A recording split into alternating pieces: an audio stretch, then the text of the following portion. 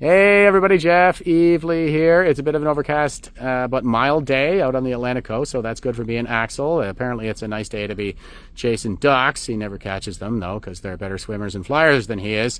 But it makes for good entertainment. Anyway, speaking of entertainment, I was up late last night doing the Saturday Night Mashup live stream with Jason Levine and Nico Logan, and they brought on Golda Gameri, which was pretty cool because I never got to talk to her before, and we had a really productive conversation about the problem of left-wing radicalization, the assassination of Charlie Kirk, and the broader geostrategic threat environment that we are all faced with as we find ourselves in the midst of World War III that nobody wants to admit. And one of the first things that I said was, good job, me. I called it. I called it on the day of Charlie Kirk's assassination when I was doing the live stream with those same guys. I was pointing to radicalization, and everything that has come out since then reinforces that assessment. He was a very young guy with a transgender partner. He etched gaming codes for Helldiver 2 to bring in the 500-kilogram bomb in one of his casings. That was the upright down, down, down, and another one was the OWO, notice his bulge. That's a meme, like an emoticon from the furry community, like it's a surprised owl face or something.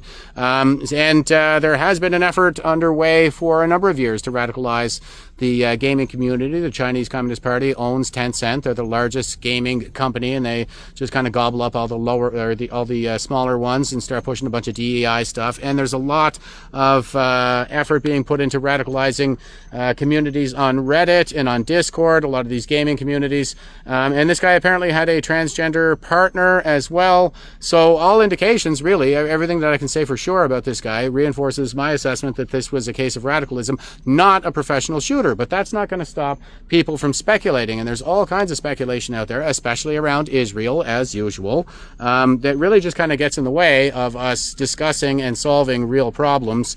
There is no reason to think that this guy was a professional shooter, and there never was. Everybody says that it's a crack shot. He made it from 200 yards. You could sight a rifle from 200 yards. That is an amateur range. Any amateur should be able to make that shot. They'll say, oh, well, he hit him in the jugular. Yeah, but everybody is trained to aim center of mass. So if he's aiming center of mass, which he probably is, then he's actually off his target. And it's exactly as you would expect to see from an amateur. It's up and to the right, because if you're right-handed and you pull the trigger instead of squeezing it, that is where you are going to hit your mark. It's going to be up and to the right of where you're aiming. And that would be from the shooter's perspective, not from Charlie Kirk's. And also, like, he was up on that building and he jumped down to the back parking lot and then took off and drove 100 miles away, but he didn't get on the I-15 where he could have reached an airport within 15 minutes. Does that sound like a professional assassin to you? No, he had no egress plan. He was floundering. He had no escape plan at all. It was just a case of radicalization, and it was sheer hatred of the other that drove him to do this. So I hope, anyway, that this is going to serve as a watershed moment, especially for a lot of the people on the right. There has been a lot of division on the right, and there's a lot of talk about the woke right, which I say is not a good term. But that's also the product of a foreign-funded psyop that is intended to divide the right.